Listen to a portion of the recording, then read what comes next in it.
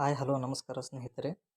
8ನೇ ತರಗತಿಯ ಮೌಲ್ಯಾಂಕನ ಮಾದರಿ ಉತ್ತರಗಳು ಸಮಾಜ ವಿಜ್ಞಾನ ವಿಷಯದ ಮಾದರಿ ಉತ್ತರಗಳನ್ನು ಇಂದಿನ ತರಗತಿಯಲ್ಲಿ ನೋಡೋಣ. ಹಾಗೆ ನನ್ನ ಕಲಿಕೆ ಎಂಬ ಯೂಟ್ಯೂಬ್ ಚಾನಲನ್ನು ಸಬ್ಸ್ಕ್ರೈಬ್ ಮಾಡಿ, ಶೇರ್ ಮಾಡಿ ಹಾಗೂ ಲೈಕ್ ಮಾಡಿ. ಈಗ ಮೊದಲನೇ ಪ್ರಶ್ನೆಯನ್ನು ನೋಡೋಣ.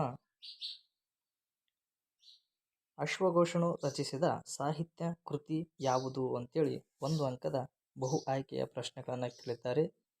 ಮುದ್ರಾ ರಾಕ್ಷಸ ಇದು ಮಿತ್ರವಿಂದ ಗೋವಿಂದ ಬರೆದಿದ್ದು. ರಾಜತರಂಗಿಣಿ ಕಲ್ಲಣ ಕವಿ ಬರೆದಿದ್ದು. ಬುದ್ಧ ಚರಿತ ಅಶ್ವಘೋಷನು ಬರೆದಿರ್ತಕ್ಕಂತಹ ಕೃತಿಯಾಗಿದೆ. ಇದು ಗೋಖೋಕಿ ಇದು ಅಲ್ಲ, ಇದು ಸರಿಯಾದ ಉತ್ತರ ಬುದ್ಧ ಚರಿತ ಸಿ ಸರಿಯಾದ ಉತ್ತರವಾಗಿದೆ. ಹಾಗೆ ಸಿಂಧೂ ಸರಸ್ವತಿ ನಾಗರಿಕತೆ ಸ್ವಚ್ಛತೆ ಹೆಚ್ಚು ಮಹತ್ವ ನೀಡಿದ್ದರು ಎಂಬುದು ಐತಿಹ್ಯ ಆಧಾರ ಎಲ್ಲಿ ಸಿಗುತ್ತಪ್ಪ ಅಂದರೆ ನಮಗೆ ಆಪ್ಷನ್ ಬಿ ಮೆಹೆಂಜೋದಾರೊದೊಳಗೆ. ಹಾಗೆ ಅದ್ವೈತ ಸಿದ್ಧಾಂತದ ಪ್ರತಿಪಾದಕರು ಯಾರಪ್ಪ ಅಂತಂದರೆ ಇದಕ್ಕೆ ಆನ್ಸರ್ ಡಿ ಶಂಕರಾಚಾರ್ಯರು. ಬಸವಣ್ಣನವರು ಶಕ್ತಿ ವಿಶಿಷ್ಟಾದ್ವೈತ, ರಾಮಾನುಜಾಚಾರ್ಯರು ವಿಶಿಷ್ಟಾದ್ವೈತ, ಮಧ್ವಾಚಾರ್ಯರು ದ್ವೈತ ಸಿದ್ಧಾಂತದ ಪ್ರತಿಪಾದಕರಾಗಿದ್ದಾರೆ. ಶಂಕರಾಚಾರ್ಯರು ಏನಪ್ಪ ಅಂದರೆ ಅದ್ವೈತ ಸಿದ್ಧಾಂತದ ಪ್ರತಿಪಾದಕರಾಗಿದ್ದಾರೆ. ಇಲ್ಲಿ ಜೈನ ಧರ್ಮದ ಮೊದಲ ತೀರ್ಥಂಕರು ಋಷಭನಾಥ ಆಗಿರ್ತಾರೆ. 23ನೇ ತೀರ್ಥಂಕ ಪಾರ್ಶ್ವನಾಥ, 24ನೇ ತೀರ್ಥಂಕ ಮಹಾವೀರ ಆಗಿರ್ತಾನೆ. ಗೌತಮ ಬುದ್ಧ ಏನಪ್ಪ ಅಂದರೆ ಬೌದ್ಧ ಧರ್ಮದ ಸ್ಥಾಪಕನಾಗಿರ್ತಾನೆ. ಇದಕ್ಕೆ ಸರಿಯಾದ ಉತ್ತರ ಡಿ ಋಷಭನಾಥ. ಇನ್ನು 5ನೇ ಪ್ರಶ್ನೆ, ಚಿತ್ರದಲ್ಲಿರುವ ದೇವಾಲಯವನ್ನು ಗುರುತಿಸಿ. ನಿಮ್ಮ 8ನೇ ತರಗತಿಯ ಪಠ್ಯ ಪುಸ್ತಕದಲ್ಲಿ ಹೊಯ್ಸಳ ಸಾಮ್ರಾಜ್ಯದೊಳಗೆ ಇದು ನಮಗೆ ಸಿಗುತ್ತೆ. ಇದಕ್ಕೆ ಸರಿಯಾದ ಉತ್ತರ ಚನ್ನಕೇಶವ ದೇವಾಲಯ. ಆಪ್ಷನ್ ಬಿ ಏನಿದೆಯಲ್ಲ ಅದು ಸರಿಯಾದ ಉತ್ತರ. ರಾಜ್ಯ, ಸಂವಿಧಾನ ಮತ್ತು ಕಾನೂನುಗಳ ಬಗ್ಗೆ ಜ್ಞಾನವನ್ನು ಅಧ್ಯಯನ ಮಾಡುವ ಶಾಸ್ತ್ರಕ್ಕೆ ರಾಜ್ಯಶಾಸ್ತ್ರ ಅಂತೇಳಿ ನಾವು ಕರಿತೀವಿ.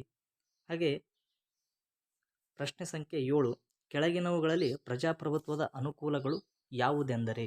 ಅಂದರೆ ನಮಗೆ ಪ್ರಜಾಪ್ರಭುತ್ವದ ಅನುಕೂಲಗಳು ಯಾವುದಂದರೆ ಪ್ರಜಾಪ್ರಭುತ್ವವನ್ನು ಸಮಾನತೆ ತತ್ವಾಧಾರಿತವಾಗಿದೆ.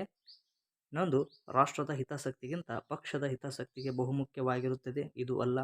ವ್ಯಕ್ತಿಯ ವ್ಯಕ್ತಿತ್ವ ವಿಕಾಸಕ್ಕೆ ಅವಕಾಶವಿದೆ.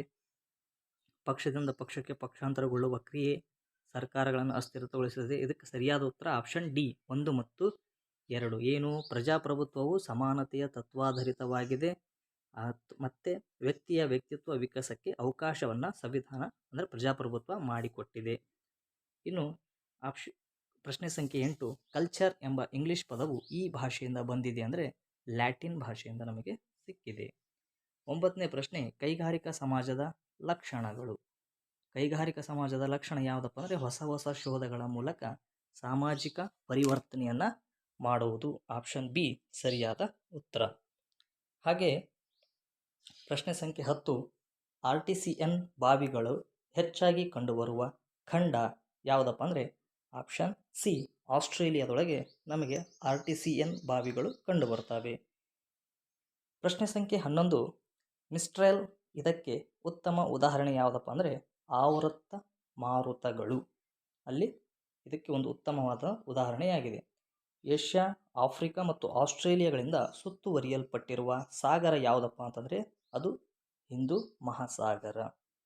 13ನೇ ಪ್ರಶ್ನೆ, ಒಬ್ಬ ಶಿಕ್ಷಕನು ತನ್ನ ವಿದ್ಯಾರ್ಥಿಗಳಿಗೆ ಶಾಲೆಯಲ್ಲಿ ಬೋಧಿಸುತ್ತಿರುವುದು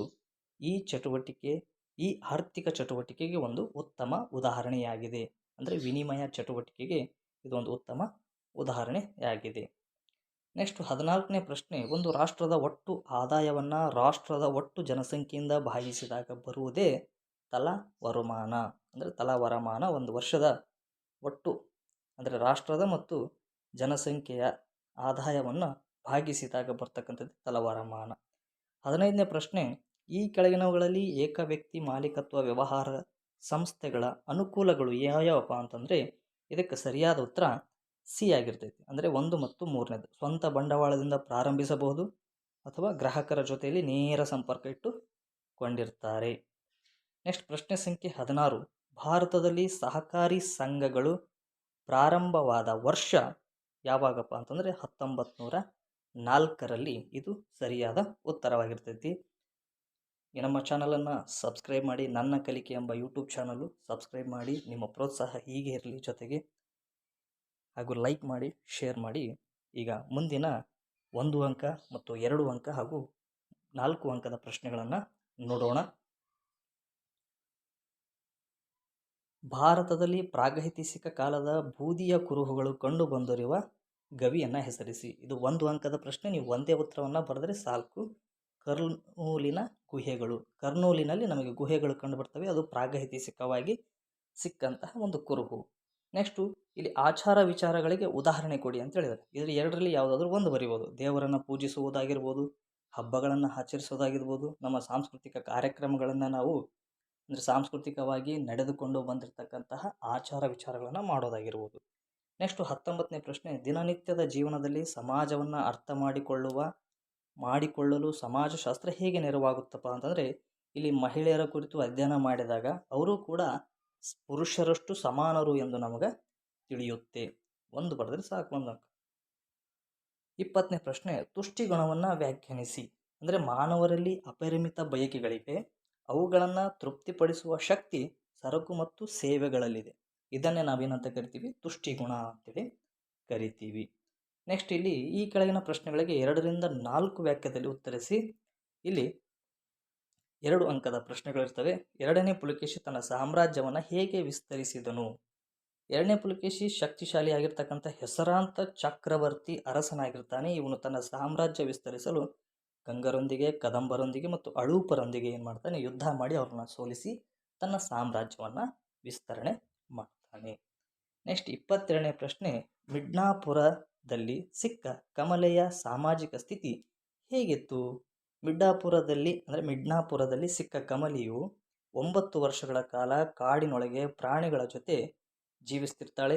ಈಕೆ ಹಸಿ ಮಾಂಸವನ್ನು ತಿನ್ನುತ್ತಾ ಪ್ರಾಣಿಗಳ ರೀತಿಯಲ್ಲಿ 4 ಕಾಲುಗಳಿಂದ ನಡೆಯುತ್ತಿದ್ದಳು.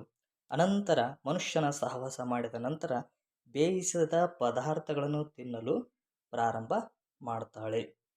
ಇಷ್ಟು 22ನೇ ಪ್ರಶ್ನೆ. ಈಗ 23ನೇ ಪ್ರಶ್ನೆ, ಸಾಗರ ತಳಗಳ ಲಕ್ಷಣಗಳು ವೈವಿಧ್ಯತೆಗಳಿಂದ ಕೂಡಿದೆ, ಹೆಸರಿಸಿ.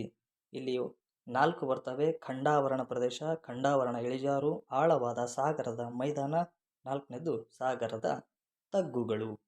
ಇವು ಏನಪ್ಪ ಅಂದರೆ ಸಾಗರದ ತಳಗಳ ಲಕ್ಷಣಗಳಾಗಿವೆ. ನೆಕ್ಸ್ಟ್ ಪ್ರಶ್ನೆ ಐತಿ, ಮಣ್ಣಿನ ಮಾಲಿನ್ಯವನ್ನು ನಿಯಂತ್ರಿಸುವ ಕ್ರಮಗಳನ್ನು ಪಟ್ಟಿ ಮಾಡಿ. ಮಣ್ಣು ಮಾಲಿನ್ಯ ಆಗಬಾರ್ದಂದ್ರೆ ಏನೆಲ್ಲ ನಿಯಂತ್ರಣವನ್ನು ಕೈಗೊಳ್ಳಬೇಕು? ಗಿಡ ಮರಗಳನ್ನು ಬೆಳೆಸಬೇಕು, ರಸಗೊಬ್ಬರ ಕೀಟನಾಶಕಗಳನ್ನು ನಿಯಂತ್ರಣ ಮಾಡಬೇಕು, ಬೆಳೆಗಳ ಕ್ರಮವನ್ನು ಅನುಸರಿಸಬೇಕು.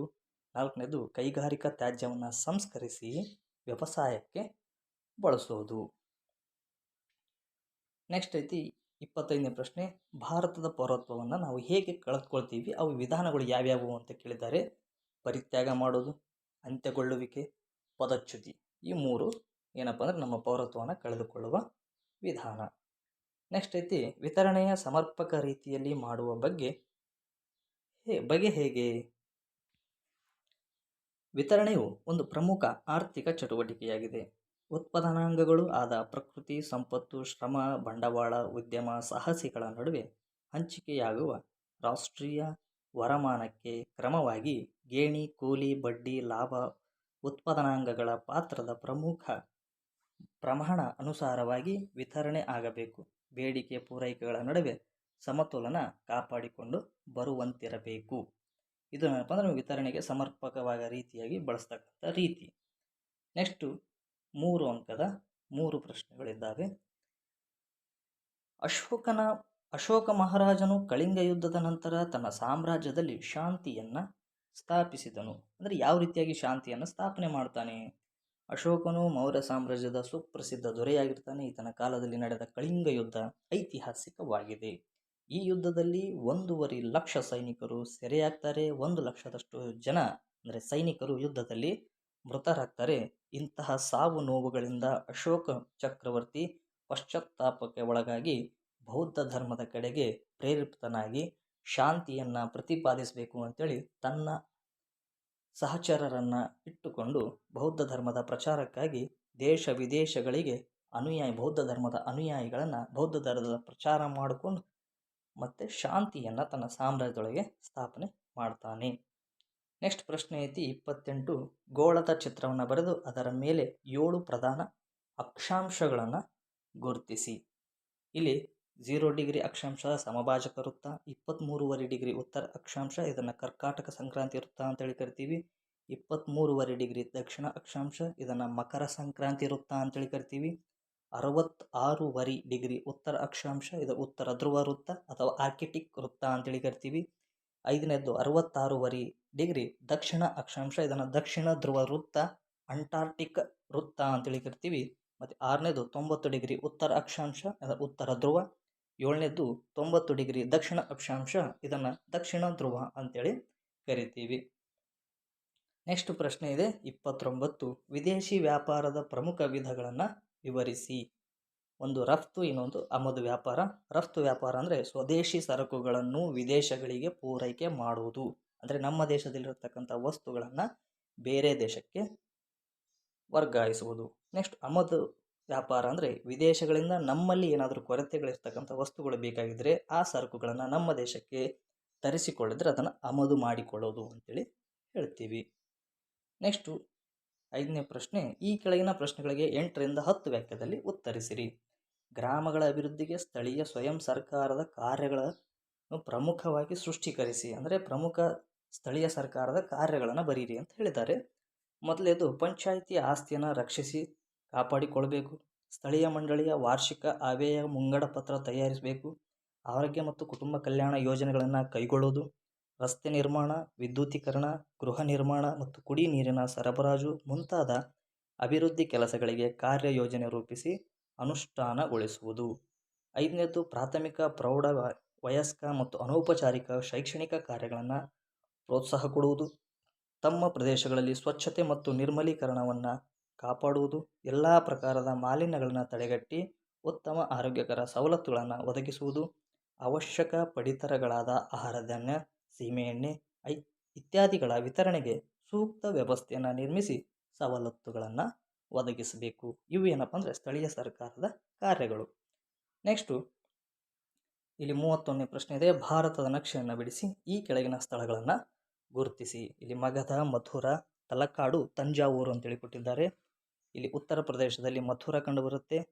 ಮಗಧ ಪಾಟ್ನಾದಲ್ಲಿ ಪಾಟಲಿಪುತ್ರದ ಹತ್ತಿರ ಮಗಧ ಕಂಡುಬರುತ್ತೆ. ಇಲ್ಲಿ ತಮಿಳುನಾಡು ಹತ್ರ ತಂಜಾವೂರು, ಕರ್ನಾಟಕದ ಕೊಡಗು ಜಿಲ್ಲೆಯಲ್ಲಿ ತಲಕಾಡು ಕಂಡು ಬರುತ್ತದೆ. ಹಾಗೆ ನನ್ನ ಕಲಿಕೆ ಎಂಬ ಯೂಟ್ಯೂಬ್ ಚಾನಲನ್ನು ಸಬ್ಸ್ಕ್ರೈಬ್ ಮಾಡಿ, ನಿಮ್ಮ ಸ್ನೇಹಿತರಿಗೂ ಶೇರ್ ಮಾಡಿ ಹಾಗೂ ಲೈಕ್ ಮಾಡಿ. ಧನ್ಯವಾದಗಳು.